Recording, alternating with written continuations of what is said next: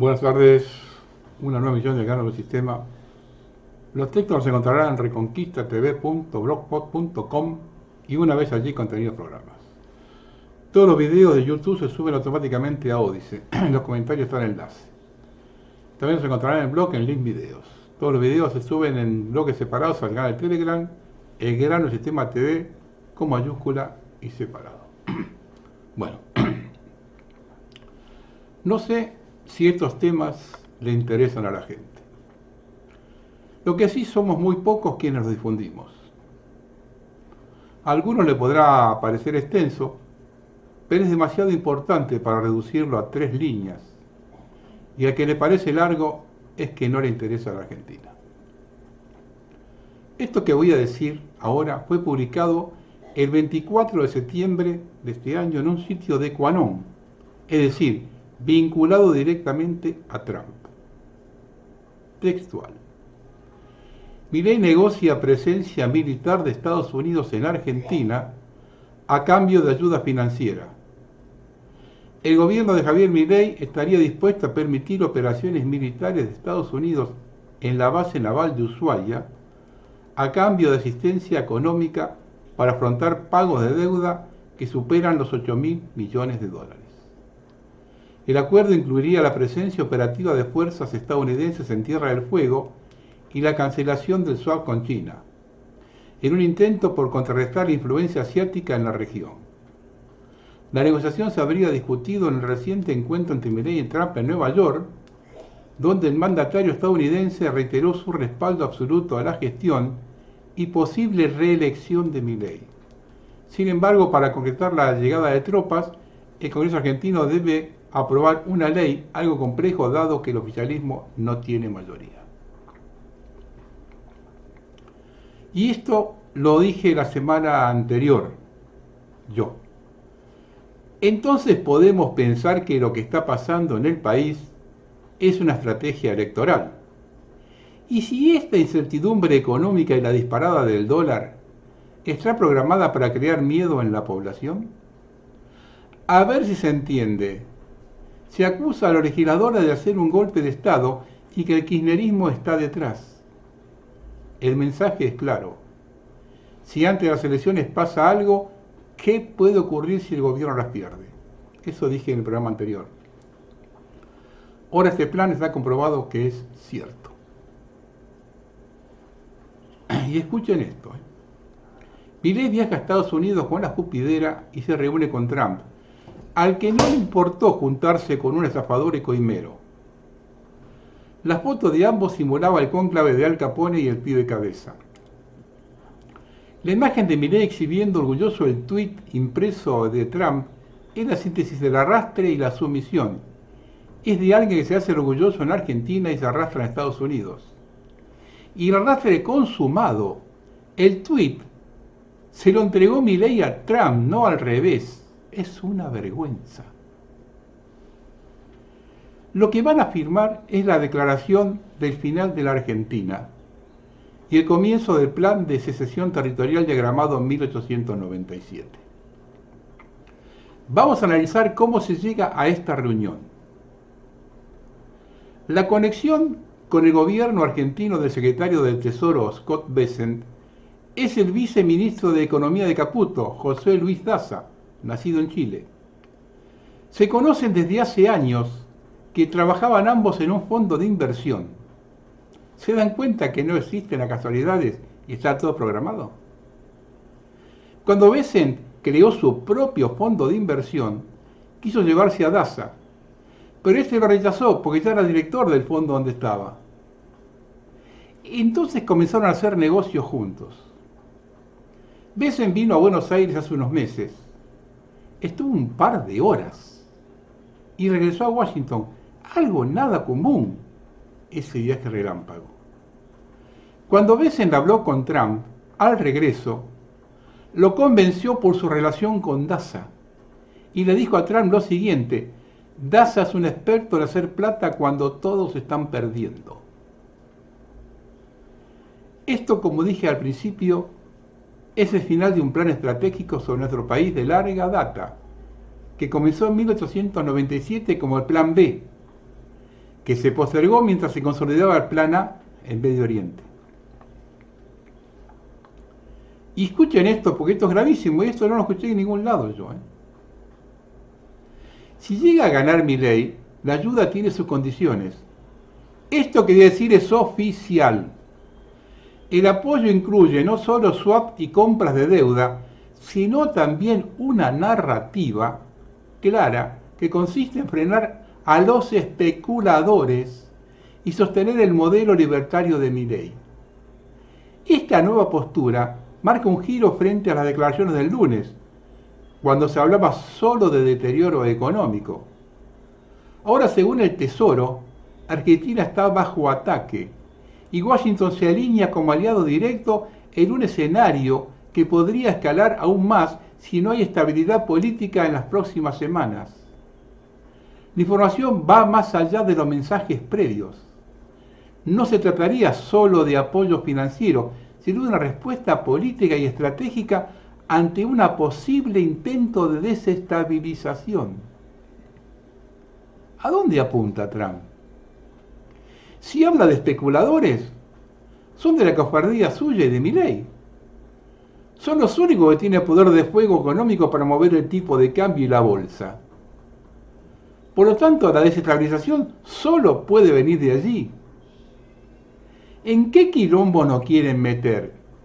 ¿Sentar las condiciones de un enfrentamiento civil para la balcanización? Por otro lado, la encargada de negocios de la Embajada de Estados Unidos estuvo de gira por la Patagonia hace pocos días, visitando lugares estratégicos en Río Negro como la sede del INVAP, y terminó en Vaca Muerta. ¿Todo esto es relativo a lo que puede pedir Trump por el préstamo? Comencemos por el informe.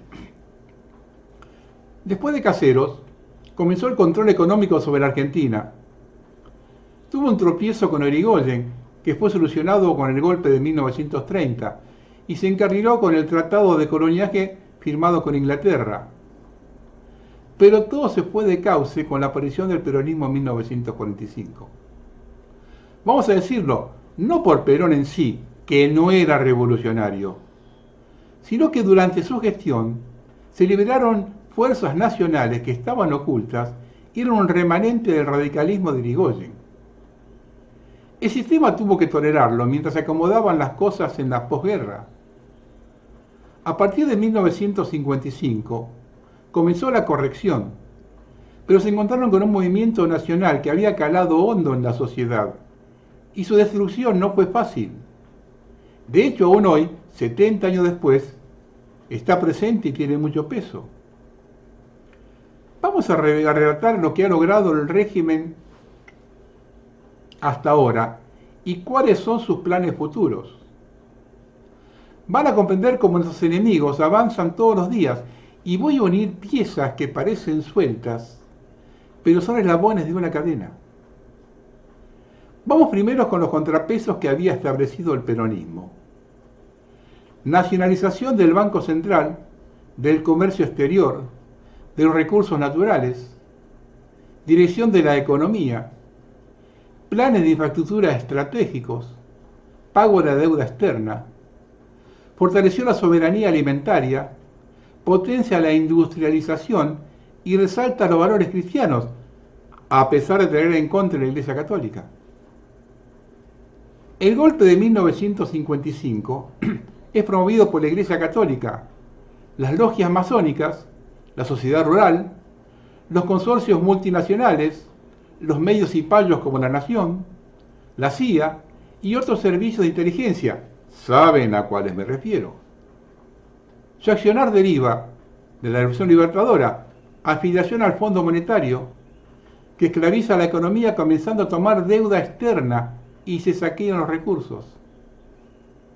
Las logias satánicas infiltraron organizaciones nacionales. Y es el comienzo de un derrotero de golpes militares, 1962, 1966, y que culminan con el definitivo de 1976, generado por el accionar de una guerrilla promovida por el mismo régimen. Esa es la bisagra que nos trajo hasta el 2025, donde Milei firma la sentencia final de la Argentina. Pero todos colaboraron para este momento. Vamos a cronicar primero lo que hizo cada uno y luego el plan 2026-2035. Dictadura 1976-1983. 9.000 desaparecidos. Entre 500 y 1.000 bebés robados. 340 centros clandestinos de detención donde se torturaba y efectuaban ritos satánicos. Decenas de miles de exiliados. Aumento de la deuda externa como herramienta de esclavitud y sometimiento. Cambio cultural en nuestro país con la dolarización mental de la sociedad. Destrucción de la industria. Ataque a la cultura popular. Recibe una deuda de 5.000 millones y deja 45.000. Y estatiza la deuda externa privada. Alfonsín, 1983-1989. Reconoció la deuda externa fraudulenta del proceso militar. Facilitó el ingreso de las ONG sionistas. Modificación de la educación, con lo que comienza la destrucción de la educación pública. Ingresa Monsanto. Al igual que la guerrilla en los 70, facilita la llegada de los liberales. Recibe 45.000 millones de deuda externa y deja al país con 68.000 millones y hiperinflación. Menem, 1989-1999.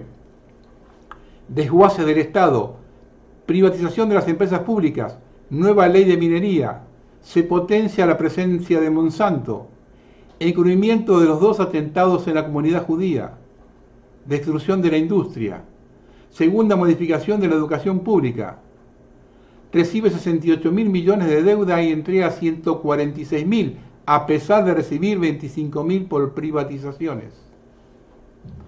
De la Rúa, 1999-2001, conduce al país a la crisis del 2001, congela los depósitos bancarios. Durante su gestión, grandes consorcios extranjeros compran cientos de miles de hectáreas. Fuga de dólares en diciembre de 2001 de 8.000 millones. Contrata el mega canje de deuda por el cual de 45.000 millones solo ingresan al país 5.000 millones. Recibe de deuda externa 146.000 y deja 214.000. Duhalde, 2002-2003. Entrega un seguro de cambio por 16.000 millones a las grandes empresas y bancos para que no sufran los efectos de la devaluación. Seguro de cambio que no tuvo la población. Aparición de los planes sociales. Recibe 214.000 millones de deuda y entrega 226.000. Los Kirchner, 2003-2015. Acuerdo con China. Base militar en Neuquén. Lavados de dinero. Vía libre para Monsanto. Puesta en marcha del cambio cultural según la Agenda 2030. Recibe de deuda 226.000 y entregan 304.000. Salda la deuda con el Fondo Monetario. Macri, 2015-2019. Regreso a las políticas de Martínez Dios y la bicicleta financiera, facilitando el ingreso de capitales golondrinas. Gobernó para las grandes empresas en desmedro de la población y las pymes. Volvió a negociar con el Fondo Monetario de que obtuvo un préstamo récord. Primera entrega de oro a Inglaterra. Recibió de deuda 304.000 millones y le entregó 358.000. Alberto Fernández, 2019-2023. Potenció la Agenda 2030. Aplicó a rajatabla los protocolos de la pandemia sin hacerse cargo de los daños colaterales. Ingreso de Mecorot para controlar el agua. Multiplicó la inflación y generó las condiciones para el triunfo de Javier Milei. Recibió una deuda de 358.000 millones y entregó 404.000. Milei 23-25, nuevas entregas de oro y el resto está todo a la vista. Solo para decir que recibió una deuda de 404.000 y ya agosto de 2025, en 18 meses, acumula 510.000 millones. Como pueden observar, todos los presidentes, cualquiera sea su ideología, aumentaron la deuda externa al punto de multiplicarlas por 10. Ninguno derogó la Ley de Entidades Financieras de Martínez Dios de 1977. Nadie modificó el sistema alimentario y permitieron que Monsanto siga envenenando. Para resumir, todos, absolutamente todos trabajaron para el régimen global. Hoy Milei está en el ojo de la tormenta para alzarse con Trump, pero no olvidemos que Cristina también recibió a la generala Laura Richardson. Y antes de comenzar a hablar de los planes futuros, ojo a esto. Un documento interno del Ministerio de Defensa Argentina, fechado el 10 de septiembre de este año, hace 15 días, revela que Ucrania solicitó asistencia militar y logística a nuestro país. El pedido incluye un hospital de campaña y otros equipos adicionales. Lo grave, la nota fue elevada a las máximas autoridades argentinas para su consideración y eventual trámite. Es decir, que Milei podría estar evaluando involucrar a la Argentina en una guerra que no es la nuestra. Antes de comenzar, aclaro que tengo todas las fuentes, los testimonios de los pobladores, las coordenadas y los armamentos de todo lo que voy a enunciar. No las voy a publicar en los textos por cuestiones obvias. La realidad de nuestro país hoy. Vamos a atar los cabos sueltos y armar la cadena. Están establecidas más de 2000 sectas masónicas satánicas, muchas peregrinas, que controlan bancos, medios, constructoras y ONG. Desaparecen más de 7000 niños al año, túneles DUMS, ubicados en Bariloche, Ushuaia, Neuquén, El Calafate, Jujuy, en Olaroz y Cauchari, y en Salta, en los Salares de Arizaro, para sangre, órganos, rituales satánicos. Algoritmos en redes y ESI promueven descristianización, sexualización infantil, confusión de género, 5G, Starlink, flúor en el agua que calcifica la glándula pineal y guerra contra valores tradicionales, los algoritmos y redes. Fetos abortados en aditivos, se calcula entre 80.000 y 100.000 por año. Fabricación de adrenocromo para medicina y ritos, laboratorios Patagonia para clonación y experimentos genéticos. ONG internacionales, muchas peregrinas como fachadas para trata, rituales, control político y lavado de dinero. Empresas que manejan el país. Mecorot, agua, 90% de AISA. Acuífero Guaraní, Monsanto, soja, 320.000 litros de glifosato por año. Ganfeng, el litio, 20% mundial. BlackRock, Vanguard, State Street, Techin, el acero, IRSA. Benetton con 900.000 hectáreas. Midrin con 150.000 hectáreas. Wertheim con 100.000 hectáreas. Chevron en Vaca Muerta. Lithium America, Hanna Group, ExxonMobil, Total Energy, Starlink, SpaceX, Tesla Argentina, Google Argentina, Meta Argentina, Amazon Argentina, Bayer Monsanto, todos estos son brazos económicos de la élite global. Están todos en el país. Las fuentes empleadas interpretan eventos históricos recientes como sacrificios rituales, estrategias para despoblar. Y vean estos datos. Argentina pasa de una natalidad de 24 por 1000 en 1950 a 15 por 1000 en 2024. Y la mortalidad aumenta de 8 por 1000 a 10 por 1000. Y destruyen la esencia gaucha, cristiana y soberana. Crímenes rituales. Hundimiento del general Belgrano de base de la usurpación y militarización de las Islas Malvinas por medio de la OTAN.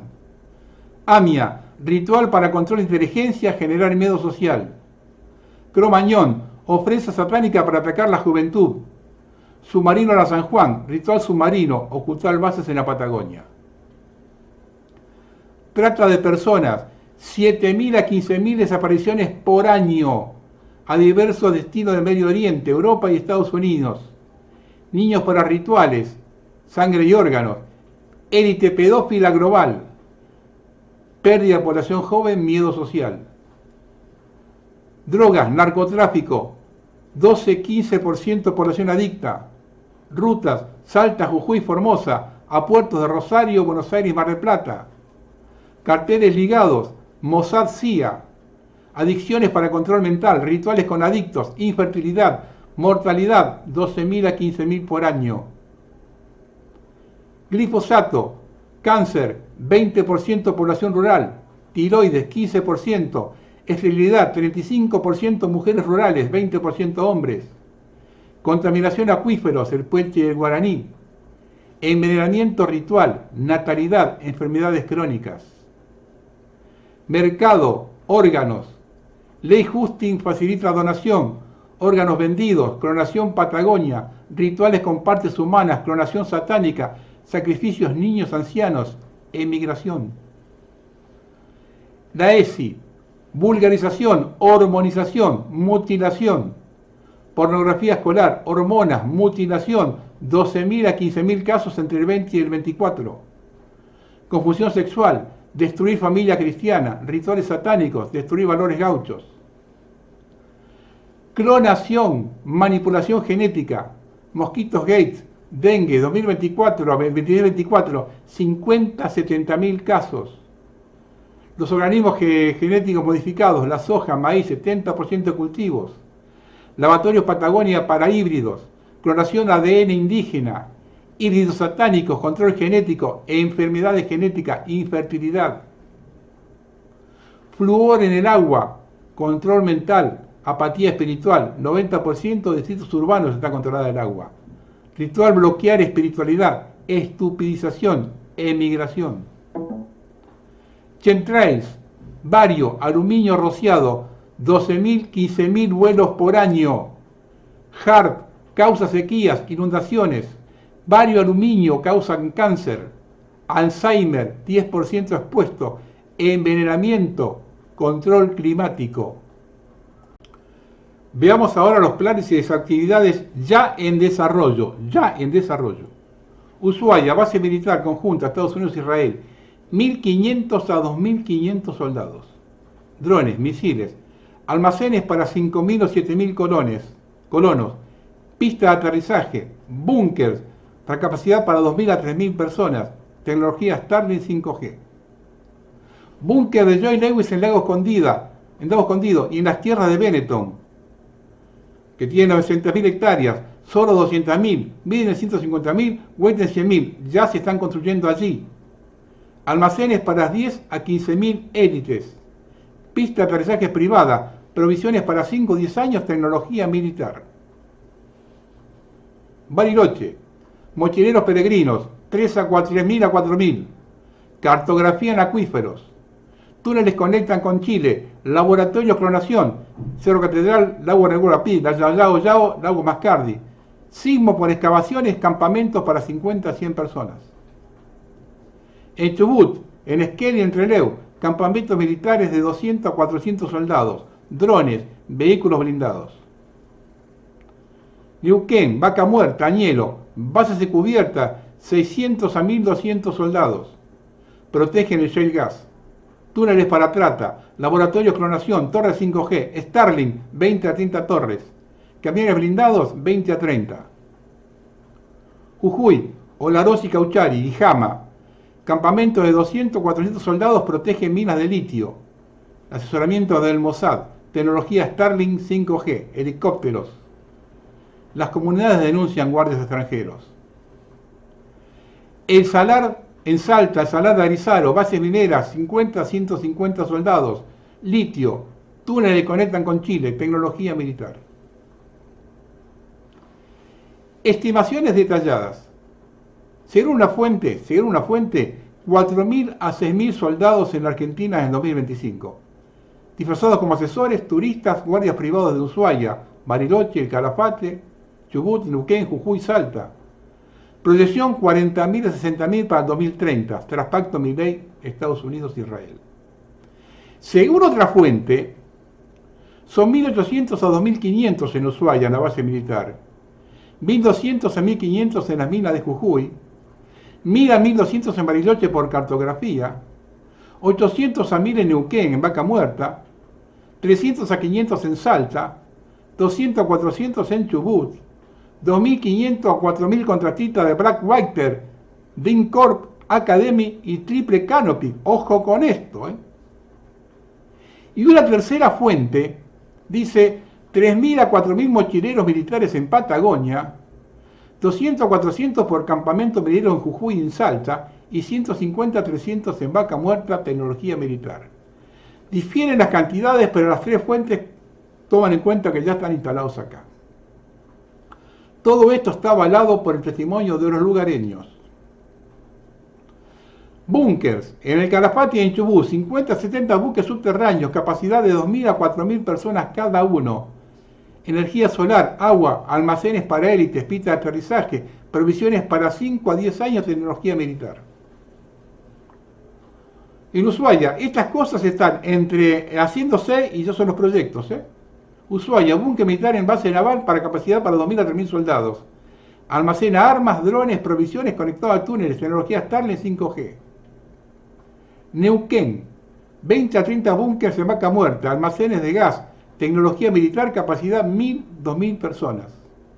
Jujuy Salta, 15 a 25 búnkers en mina de litio, capacidad 500 a 1.500 personas, almacenes de litio, tecnología militar, túneles conectan con Chile y Bolivia.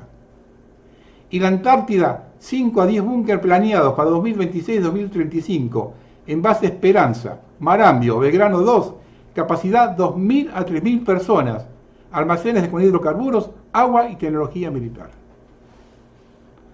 Plan de colonización.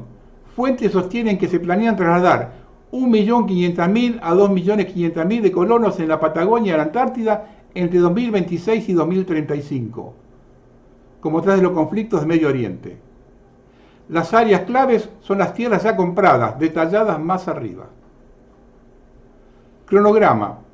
2023-2025, Milei entrega soberanía, oro a Londres, agua a Mecorot, litio, tierras, firma convenios de instalación bases militares. 2026-2030, llegada inicial de 500.000 a 700.000 colonos, asentamientos en Patagonia, búnker operativos, túneles expandidos 600-800 kilómetros, militarización 10.000 a 15.000 soldados, drones y misiles. 2030-2035, 1.500.000 a 2.500.000 colonos, control total de la Patagonia, Antártida, balcanización argentina, despoblación. Población argentina, recursos, litio, agua, gas, petróleo, soja, bajo control de BlackRock, Vanguard, Rothschild, Soros y Gates. Para terminar, mis fuentes hacen una proyección de los acontecimientos. Colonización tal cual fue detallada, probabilidad 40%. Resistencia exitosa, probabilidad 50%.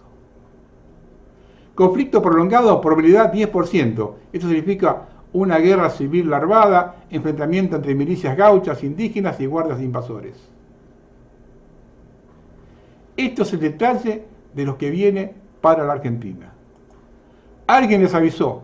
Por más que ahora salgan a decirme que es un disparate, el que me diga que es un disparate, que aplique el aporte de las fuentes.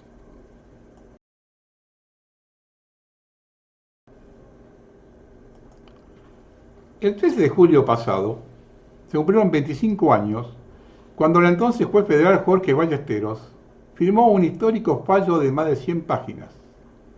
El caso se trataba de la denuncia iniciada 18 años antes, durante la dictadura, por el periodista Alejandro Olmos, en que ponía de manifiesto la ilegalidad de gran parte del endeudamiento externo de nuestro país.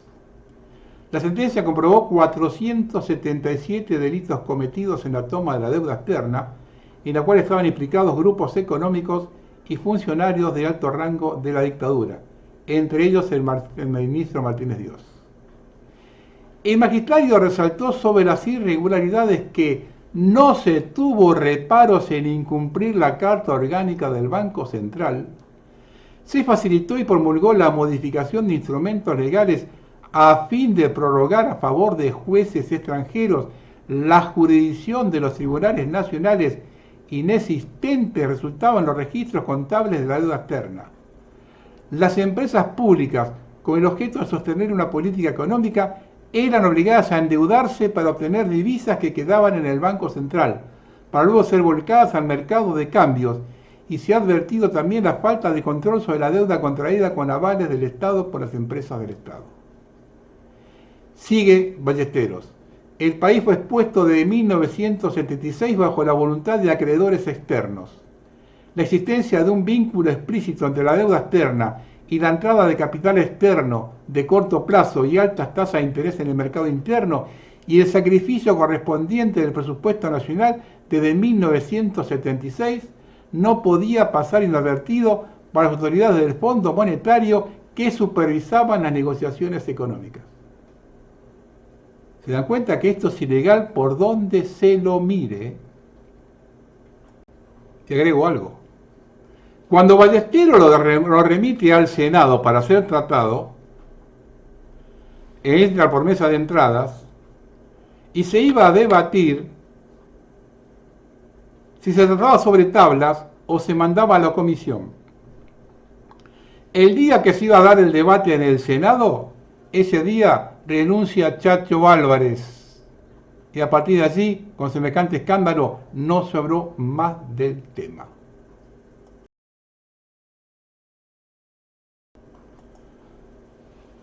Lo acontecido con estas tres mujeres es la crónica de una muerte anunciada y el retorno a lo peor de nuestro pasado. Lo que hoy conocemos como el mundo narco en los 30 era el mundo trata. El origen fue el mismo, un Estado ausente que entrega su economía a un poder imperial, sometiendo a la sociedad a la pobreza.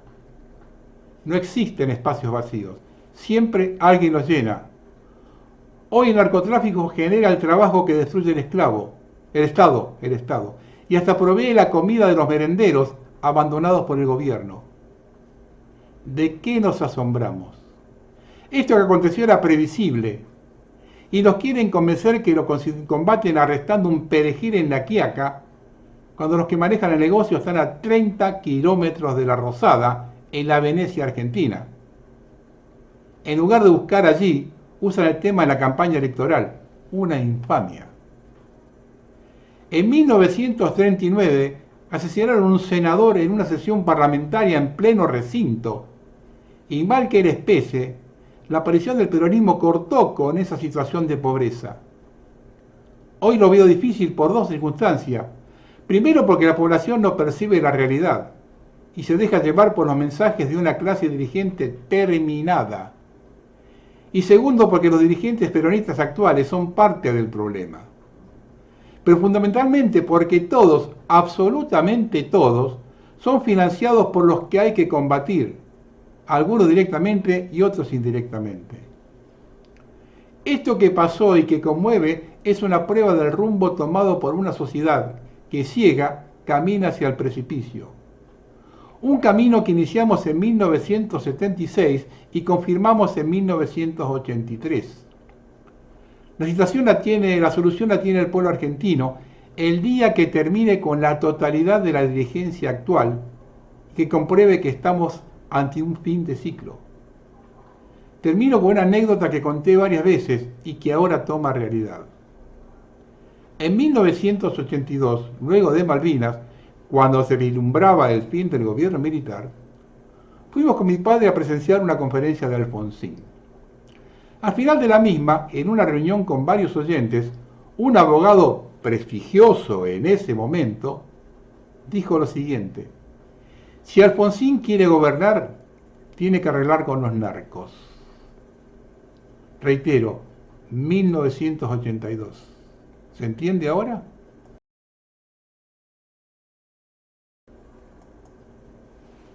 Siguen los negociados.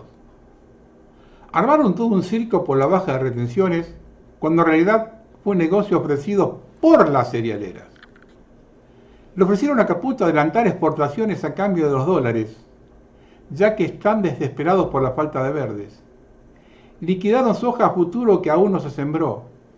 Los chacareros la vieron pasar. Otros negocios para los amigos. Con esas cerealeras ganaron 1.513 millones de dólares, una moneda.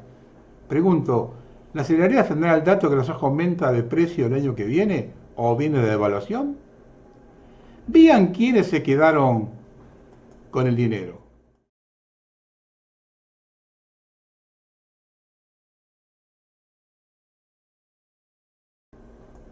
Y acá acaba otra pregunta. Milei, por cada cosa que sanciona el Congreso, pide las explicaciones de dónde se saca el dinero.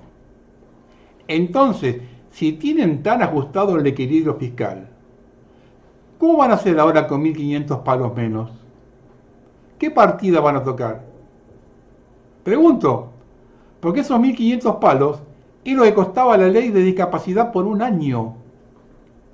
Esto confirma que hay dinero para los más ricos y no para los discapacitados. Es mentira que no hay plata.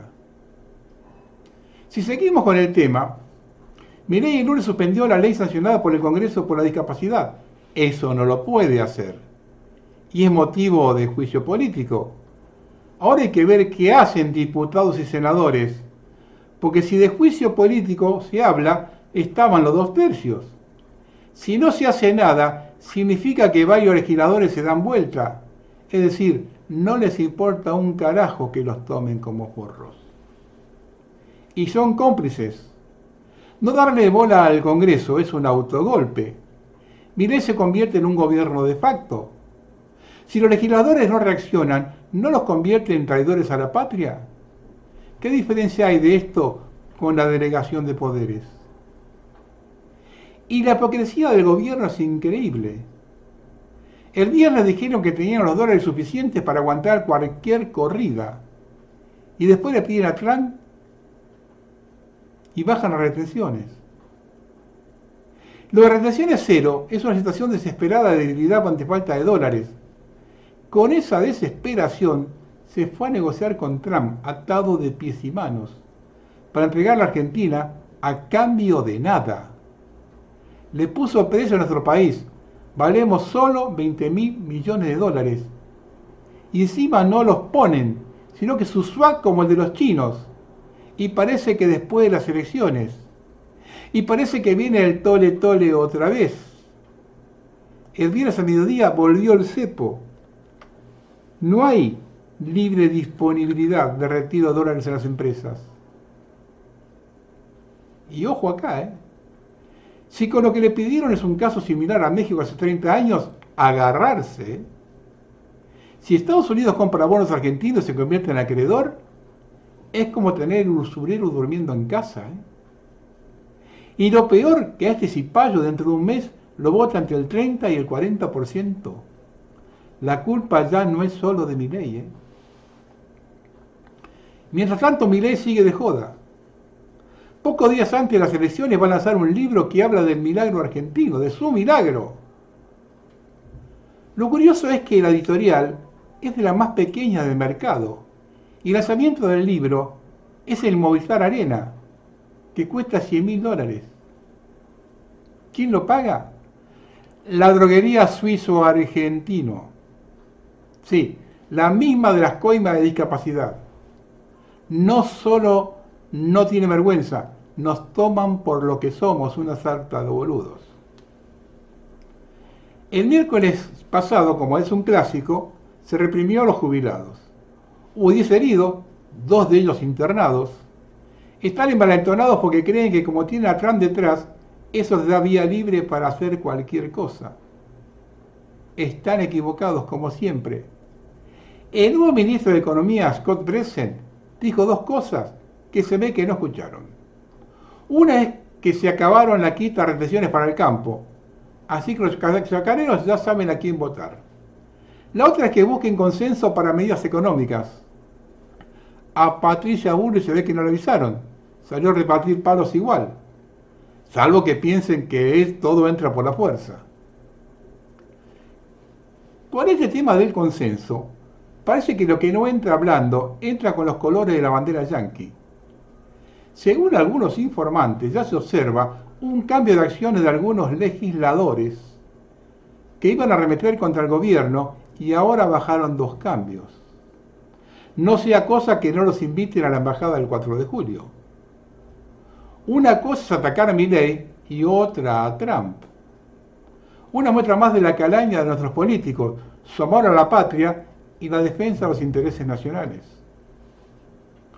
Para terminar este análisis, como estamos en campaña, usaron el asesinato de las 3 jóvenes en el Gran Buenos Aires para atacar a Kicillof por inseguridad. Pero parece que los responsables responden a una banda de narcos que opera en la Villa 1114 de la ciudad de Buenos Aires. Es la misma villa que se considera como la cocina de droga más grande de Latinoamérica. pero donde Patricia Bullrich no entra. Tanto Bessent como Trump, o la presidenta del fondo, le dijeron a Milei que debe ganar las elecciones, no sea cosa que las pierda y que la carpetita con el tweet se la tenga que meter en el culo, como le pasó de la Rúa cuando las perdió en 2001. Los Yankees enseguida, si te veo, no me acuerdo. Y ojo con lo que está pasando en Washington. Un grupo no menor de legisladores republicanos se abren del bloque de Trump diciendo, textual, que ya no lo aguantan más. Y se comienza a hablar de juicio político contra él y el disidente Vance. Los demócratas están que echan puta por el salvataje, mientras los precios suben en Estados Unidos. Además, la Suprema Corte le puso el límite a su política arancelaria. Sobre llovido mojado. Los 10 países nórdicos de Europa cerraron sus embajadas y consulados en Estados Unidos y cancelaron todos sus acuerdos comerciales. Y están estudiando hacer lo mismo otros países europeos, más Japón y Corea del Sur. ¿Está enterado Milei con quién negocia o se llevó el termo a Estados Unidos? En otras épocas, este era un salvavidas de plomo. Ahora, no sé. Is, as long as President Milei continues with his strong economic policies to help him, to bridge him to the election, I call this the screens moving to the streets. We are not going to let a disequilibrium in the market cause his a backup in his substantial economic reforms. I don't think the market has lost confidence in him. I think the market is looking in the rearview mirror and is looking at decades, if not a century, of terrible Argentinian mismanagement. And people are concerned. People are skittish. It's very hard to believe that it is different this time. But I believe with President Milei, it is. It is. En tanto que Milei iba a presentar su libro sobre su milagro en Argentina, en Rawson, en Chubut, vecinos durante 20 horas tomaron el consejo deliberante de recibir boletas de luz de hasta 1 millón de pesos con aumento del 400%. Encerraron a los concejales adentro y no lo dejaban salir. No sea cosa que esto esté provocado para cumplir lo que hablé en el primer bloque, ¿eh? Y mientras todo esto pasa, la televisión alemana difunde este video. El Estado nos abandonó totalmente. Ariel Wagner tiene leucemia. Ahora espera en el Hospital de Clínicas los resultados de su análisis de sangre. No tiene medios para pagar los medicamentos que necesita para su tratamiento contra el cáncer. Yo no elegí tener cáncer. No elegí que esta enfermedad tenerla. Y en realidad vale mucha plata. Y por más que tenga trabajo y que esto no la puedo sustentar porque vale 21 millones de pesos cada frasquito de medicación que dura un mes. Y nada, lo que esperaba era que el Estado me pueda dar una mano y el Estado nos abandonó totalmente. Antes los pacientes recibían gratis esta medicación, pero el presidente Milei anuló este financiamiento, así como otras prestaciones del sistema sanitario. Los programas de detección precoz del cáncer de mama y de cuello uterino también se suspendieron. Tenemos el registro de más de 60 personas fallecidas por no haber llegado a poder contar con sus medicamentos oncológicos, tratamientos que se estaban llevando adelante. Los medicamentos oncológicos en algunos casos son impagables, digamos, ¿no? O sea, son realmente muy caros y además de un montón de personas que fallecieron, hay más de 1.500 expedientes esperando ser tratados para que esas personas obtengan su medicación. Los medicamentos para el cáncer y otras dolencias graves ya no los encarga el Instituto Nacional del Cáncer, ahora los hospitales son responsables. Pero el Instituto Nacional del Cáncer deja de comprar los medicamentos, directamente no los entrega más y eso tuvo que la provincia salir a solventar ese gasto y aumentar el vademecum para poder darle continuidad a los tratamientos de los pacientes oncológicos. Por eso muchos pacientes se encuentran desesperados porque no pueden conseguir ningún medicamento. El estado de Ariel Wagner logró estabilizarse temporalmente después de que recibiera a través de Facebook medicamentos que habían sobrado. Para terminar con esto, dejo un mensaje a la gente de campo, a la que estafaron los que ellos votaron. Tengo memoria. En 2008, cuando Cristina instala las retenciones, la putearon en todos los colores. Y votaron a Macri, que no la sacó. Y ahora Milei, que tampoco la sacó. Y encima los caga. Cuando la huelga del campo le pedía a Alfredo de Angelis en el corte de Gualeguaychú que no se metiera en política, su respuesta fue: ni loco. Terminó como senador por Cambiemos. En octubre lo vuelven a votar, porque su elección es clasista.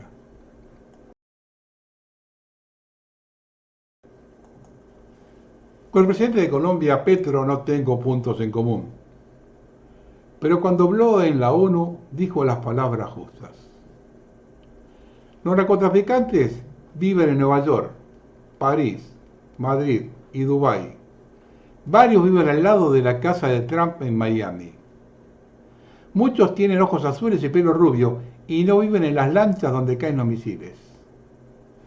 Dicen que los misiles en el Caribe eran para detener las drogas. Mentira. No buscan frenar el narcotráfico, sino someter a América Latina. Ojo con esto último que dijo, que es una realidad tremenda, ¿eh? Estados Unidos está recluyendo la nueva división internacional del mundo sobre su patio trasero, ¿eh? Nos quieren aplicar la doctrina Monroe, ¿eh? También rechazó la desertificación de Colombia en la lucha antidroga, tildándola de chantaje colonial.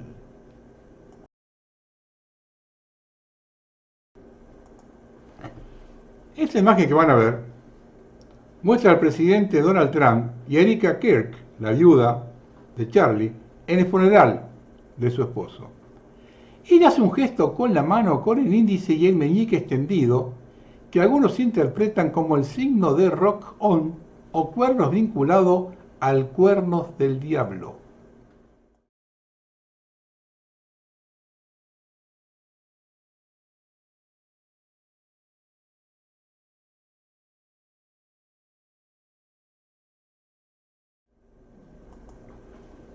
Elon Musk sorprendió a los asistentes al homenaje de Charlie Kirk en Arizona cuando fue visto haciendo un misterioso gesto con la mano sentado junto al presidente Trump. Musk juntó las manos formando un cuadrángulo, lo que desató la especulación en línea. El gesto, relacionado con el campanario, la mano piramidal, el triángulo de poder y amante de Merkel, desató teorías conspirativas y los usuarios sugirieron que se trataba de un símbolo secreto o incluso de un símbolo de los Illuminati. Para aumentar el revuelo, algunos observadores señalaron a Erika Kirk haciendo el gesto del cuerno del diablo junto a Trump. Estos satanistas ya no se ocultan.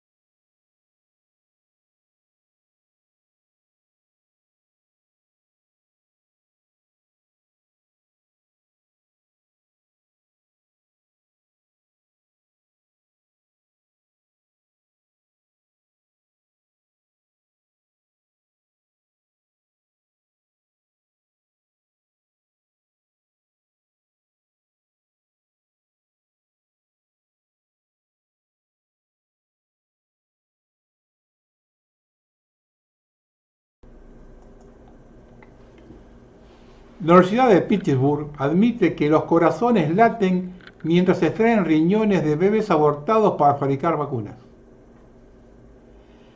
Que esas que se dicen personas cuya maldad y crueldad no les hace humano sean capaces de sentirse dioses y lucren con ello, haciendo esas atrocidades debería ser prisión de por vida. Y que esas fundaciones de locos genocidas y empresarios farmacéuticos o científicos frustrados sean también apoyadas por los gobiernos. No son humanos, son demonios. ¿De qué les sirve el dinero manchado con sangre inocente para seguir haciendo el mal? Estos mal nacidos no tienen hijos. Ojalá el dolor de esos bebés sea la fuerza y lucha para toda una generación.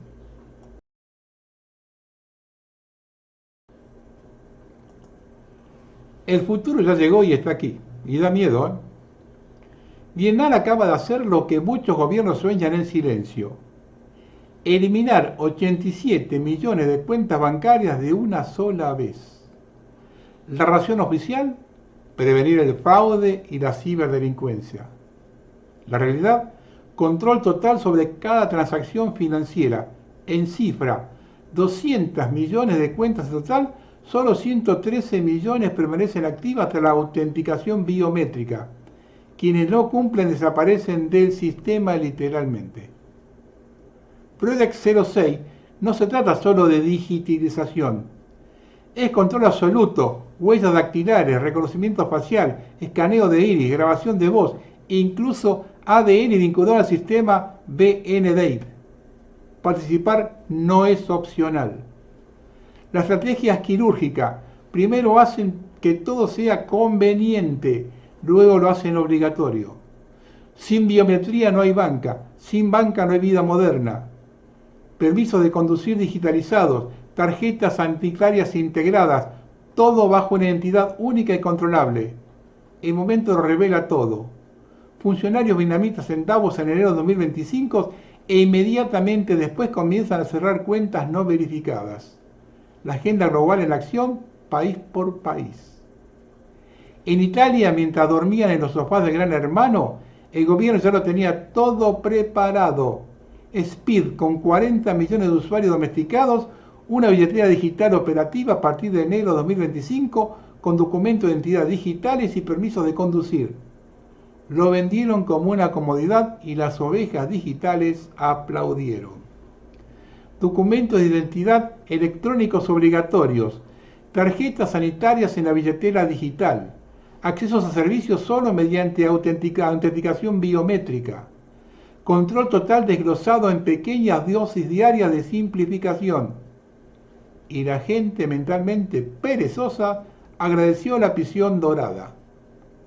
La cobardía italiana ha superado todos los límites, le han quitado el dinero pieza a pieza, le han rastreado clic a clic, ahora están digitalizando la existencia. Y la población se sigue quejándose del tráfico mientras renuncia voluntariamente a su libertad con cada inicio de sesión.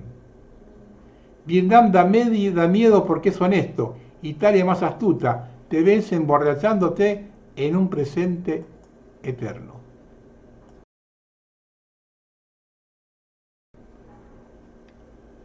El planeta está convulsionado. Los holandeses ya están hartos. Se han incendiado coches de policía, se han desplegado cañones de agua y se está extendiendo disturbios masivos a medida que los ciudadanos se rebelan contra la interminable ola de jóvenes inmigrantes ilegales que inundan sus ciudades. La policía se retira bajo presión. Las calles están en llamas mientras los enfrentamientos se intensifican. La ira se intensifica tras años de advertencias ignoradas. La Haya en los Países Bajos se sumerge en el caos mientras los manifestantes anti-inmigración y la policía se enfrentan en las calles. Muchas personas se presentaron para exigir reglas de asilo más estrictas, pero la protesta pronto se salió de control. La policía fue atacada con piedras, sus coches incendiados, hooligans bloqueando calles y autopistas. ¿Qué significa? La crisis migratoria ya no es solo política, se está convirtiendo en una crisis de seguridad. Los gobiernos están perdiendo control de las calles. Los ciudadanos de a pie están listos para contraatacar. Europa está en un punto crítico. ¿Cuánto tardará esto en extenderse por todo el continente? Los holandeses están hartos de ser ignorados.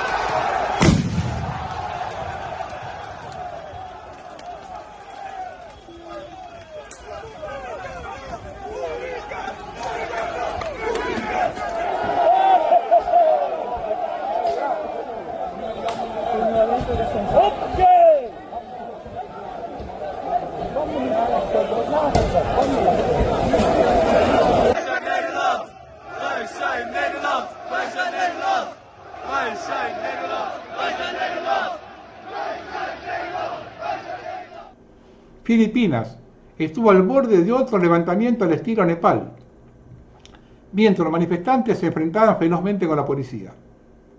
Estallaron protestas masivas debido a un escándalo de corrupción. Miles de manifestantes comenzaron a destrozar calles y edificios gubernamentales. Los participantes de la marcha del trillón de pesos acusan a los funcionarios de robar fondos asignados para combatir las consecuencias de las inundaciones. Nadie se ocupó de las consecuencias de las inundaciones, pero el dinero desapareció. Se afirma que más de 1.400.000.000.000 de rublos supuestamente desaparecieron del presupuesto.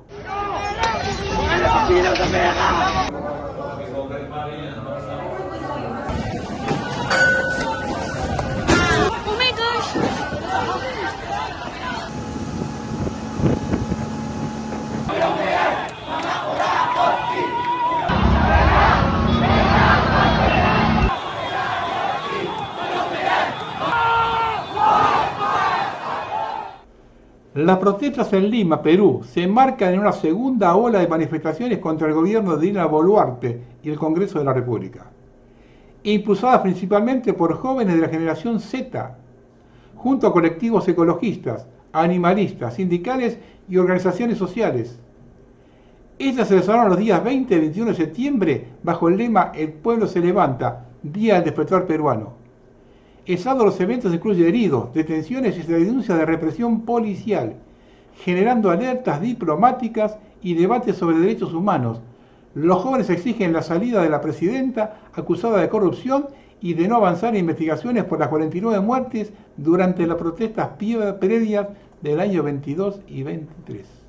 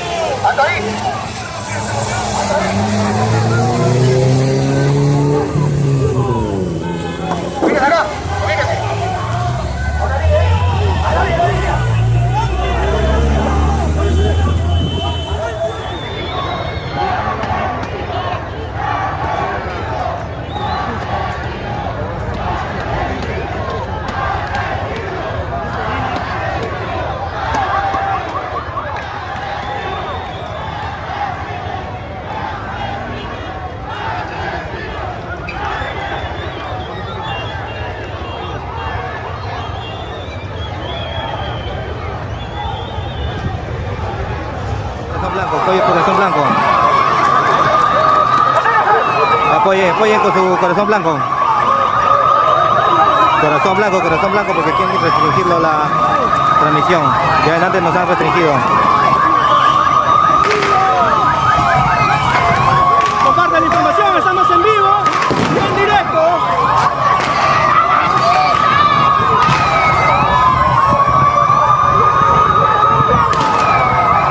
buzón blanco, gente, ahí para que no puedan restringirnos. Uy, mira cómo...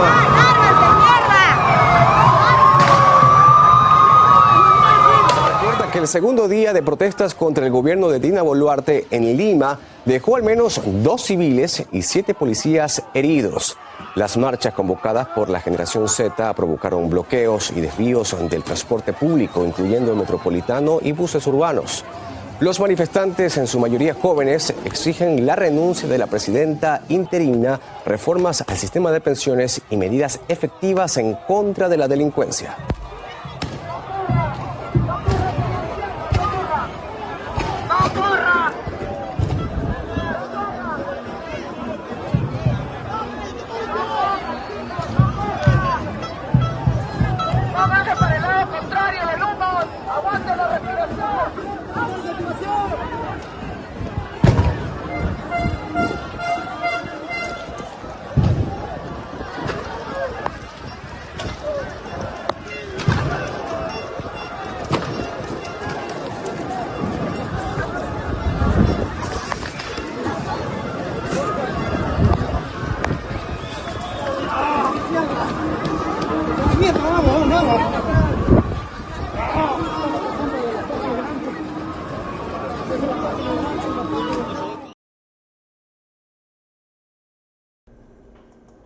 El documento de análisis jurídico de las conductas de Israel en Gaza, bajo la Convención sobre Genocidio, argumenta que el 7 de octubre de 2023 al 31 de julio de 2025, las autoridades israelíes pretendieron asesinar al mayor número posible de palestinos, incluso mediante la destrucción de su capacidad reproductiva. Naciones Unidas, Una nueva investigación exhaustiva de las Naciones Unidas ha concluido que Israel está cometiendo genocidio en Gaza. El doctor Alfred de Zayas, ex redactor de la ONU y veterano experto en derecho internacional, explica por qué esto es de suma importancia y qué puede hacer el mundo al respecto, si así lo decide. Las acciones de Israel, asesinato, mutilación, daño psicológico a palestinos, imposición deliberada de condiciones de vida que conlleven su destrucción física y adopción de medidas de impedir la natalidad, cumplen 4 de los 5 criterios de la Convención sobre el Genocidio de 1948, cuando les tocaba a ellos. Según el informe, intención probada.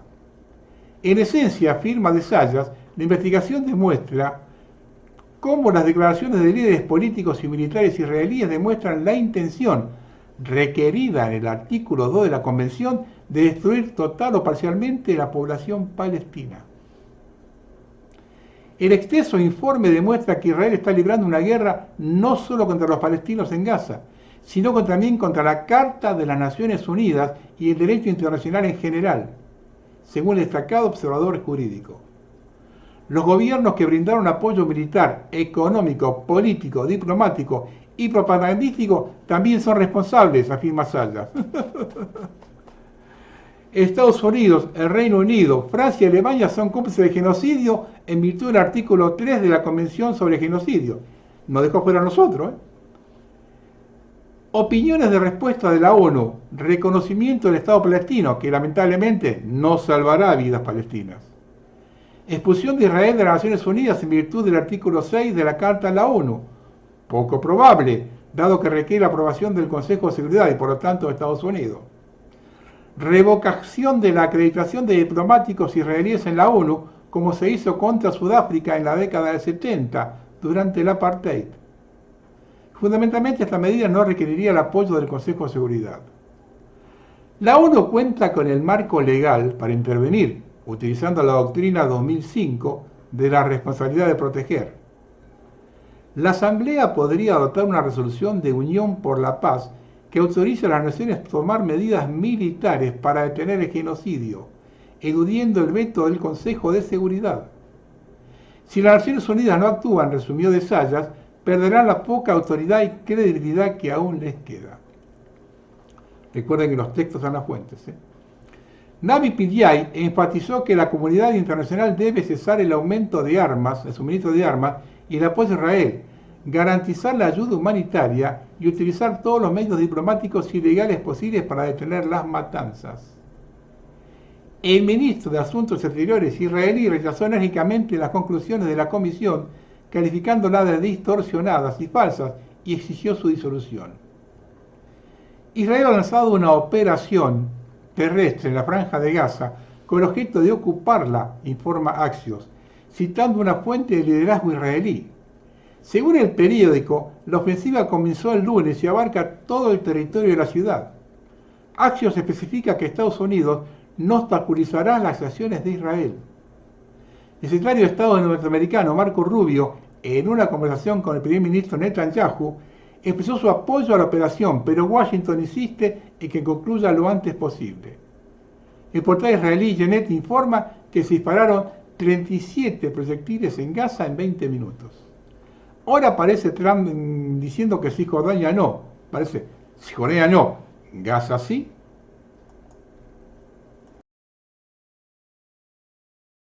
Una cosita breve del avance ruso en Ucrania. Comunicado del sábado pasado del Ministerio de Defensa de Rusia. Las Fuerzas Armadas de Rusia han destruido depósitos de municiones y material bélico, así como puntos de despliegue temporal de militares ucranianos y mercenarios extranjeros en 142 zonas de la operación militar especial, comunicó el Ministerio de Defensa rusa. Las fuerzas rusas eliminaron los objetivos con ayuda de aviones tácticos y drones de combate. Además, los medios de defensa antiaérea rusos derribaron 160 aeronaves no tripuladas y 5 bombas aéreas guiadas al enemigo.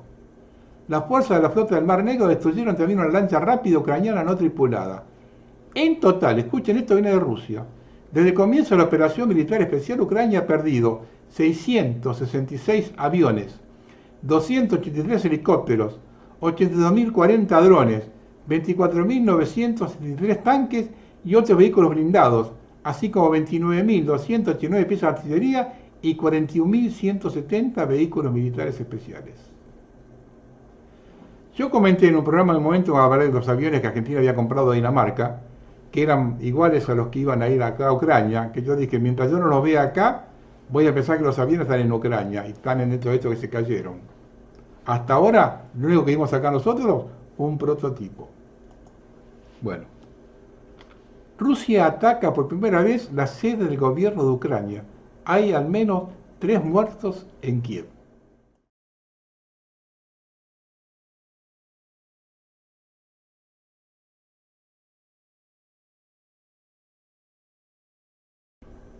Vamos a hacer un raconto del ataque climático. Fuertes lluvias la noche del martes provocaron los ríos Choluteca y Guazuquerán que se desbordaran, causando graves consecuencias en Tegucigalpa, Honduras.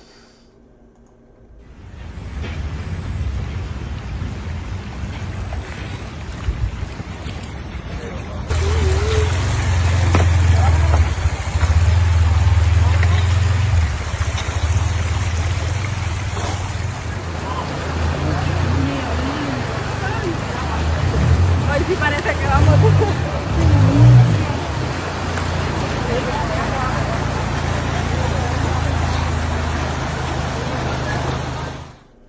Inundaciones masivas debido al desbordamiento del río Taro en Meda, región de Lombardía, Italia. Le macchine, le macchine.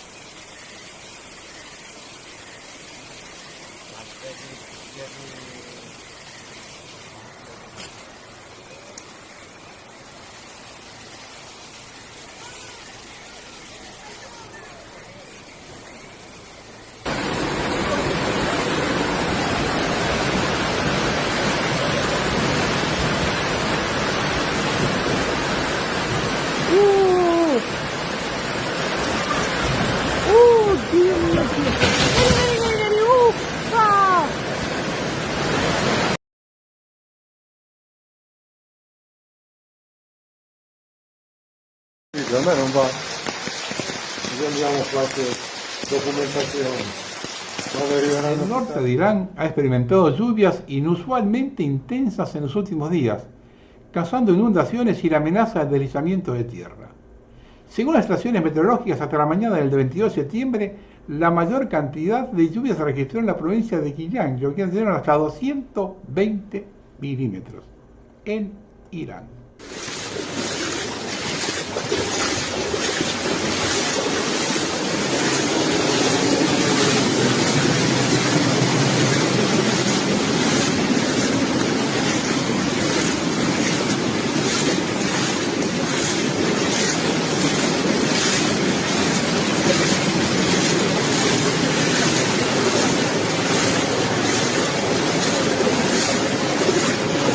کاملا رودخانه حداقل 20 سانت سوه.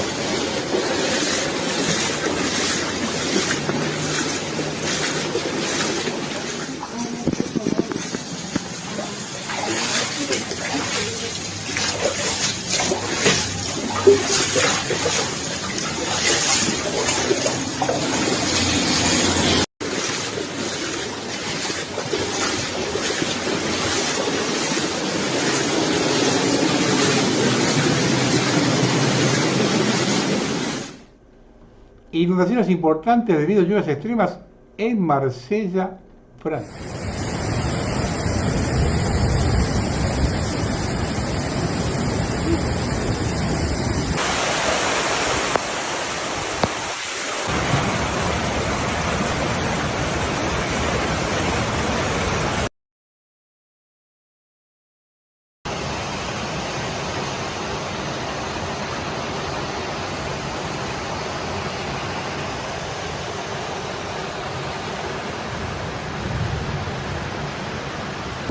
Ils sont tous dans l'eau, j'ai rien compris. Ouais, encore une, allez hop. Ouais. Hey, je peux prendre cette image là, c'est important. Wow.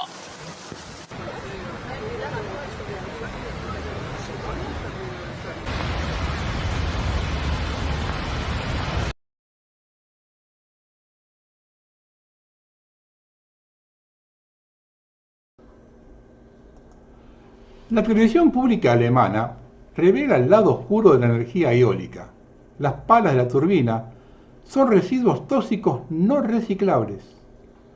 Una impactante investigación muestra cómo, cuando expiran los subsidios, toneladas de materiales contaminantes terminan en vertederos, amenazando el medio ambiente y la salud humana. La sorpresa, o quizá la confirmación para quienes ya tenían dudas, proviene de una fuente inesperada: la televisión pública alemana, ZDF, la misma emisora que durante años celebró las glorias de la transición energética de Alemania, ahora plantea preguntas que hasta hace poco se consideraban alarmismo populista. En un reportaje del programa Frontal, SDF finalmente arrojó luz sobre el lado oscuro de la energía eólica. ¿Qué sucede cuando estas catedrales verdes llegan al final de su vida útil? La respuesta es un desastre ambiental y económico que se ha ocultado convenientemente bajo la alfombra de las buenas intenciones.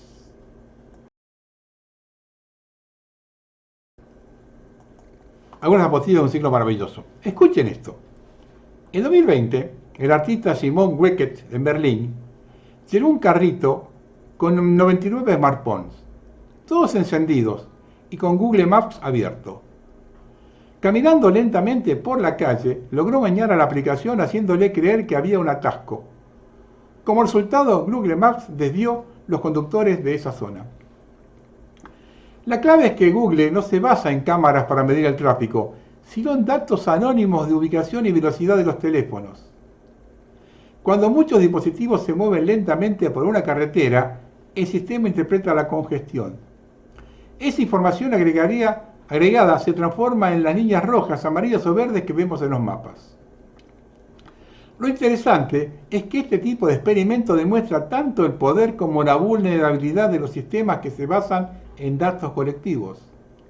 En este caso, una sola persona logró engañar al algoritmo con un gesto creativo, lo que pone de manifiesto cómo colaboramos sin darnos cuenta en la creación de mapas de tráfico en tiempo real.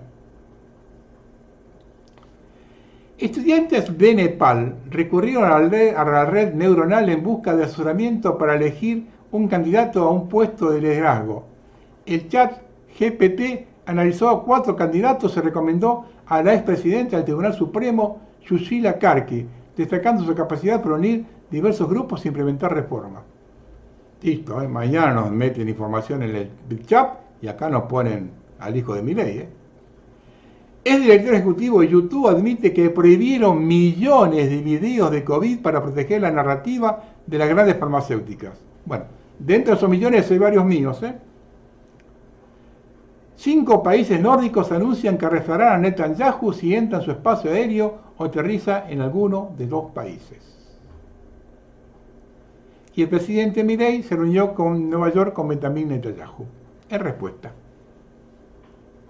Para terminar, vamos a dar un paseo por la meca del cine.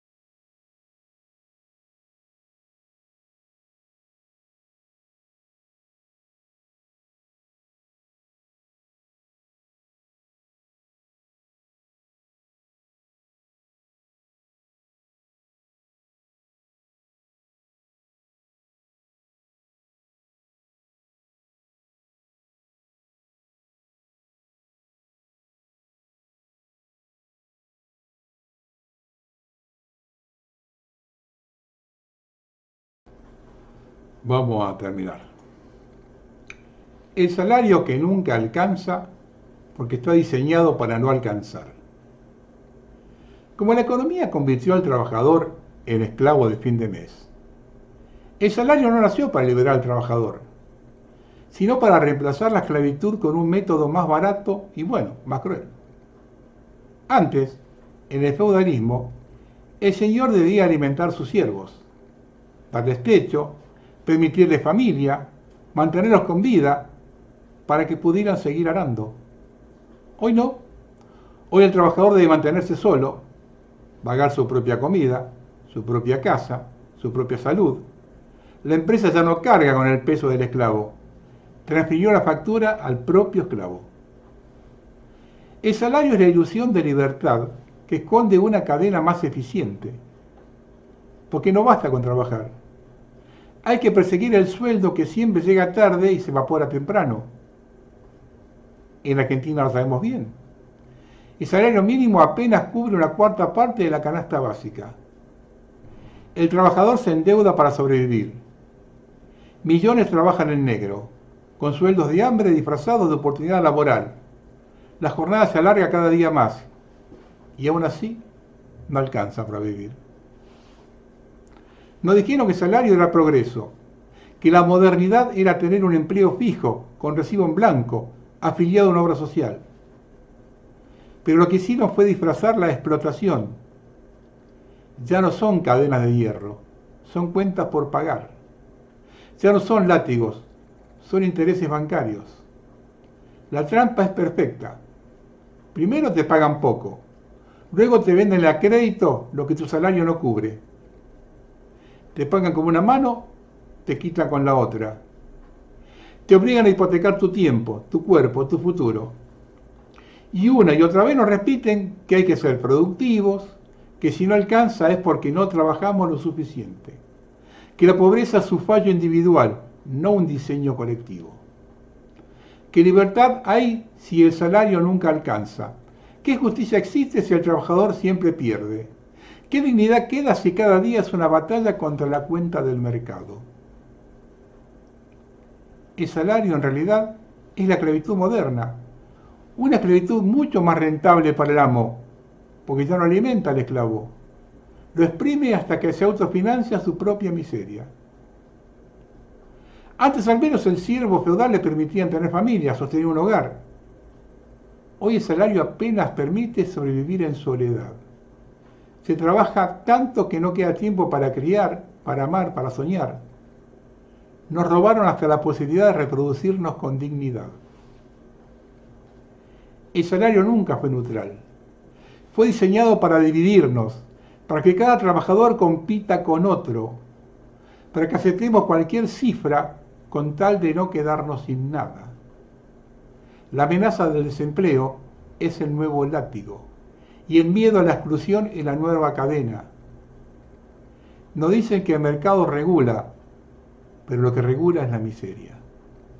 Porque menos del 1% concentra la riqueza, mientras el resto corre tras un salario que se esfuma como agua entre los dedos. Nos hablan de disciplina fiscal, de competitividad, de regla de austeridad, pero nunca dicen la verdad. Que el hambre es parte del diseño, que la escasez es política, que la miseria no es error, es negocio. Y así el salario se convierte en la gran pedagogía de la resignación. Aceptamos la deuda como destino, aceptamos la explotación como normalidad, aceptamos que la vida es trabajar para apenas sobrevivir. El salario es la prisión invisible de la modernidad. Nos venden como libertad lo que en verdad es obediencia.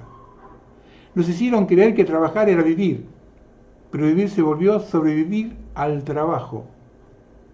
Y lo más perverso, el salario nos condena a existir en un estado permanente de ansiedad, de hostilidad, de odio, con todo y contra todos. Nos mantiene ocupados en pelearnos entre nosotros, en desconfiar del vecino, en despreciar al hermano de clase. Mientras los verdaderos dueños del sistema disfrutan tranquilos en sus mansiones, palacios y congresos. Porque en este mundo diseñado, la miseria es paisaje, la explotación es rutina, y la enemistad entre pobres es la mejor garantía de que el banquete siga servido solo para los de arriba.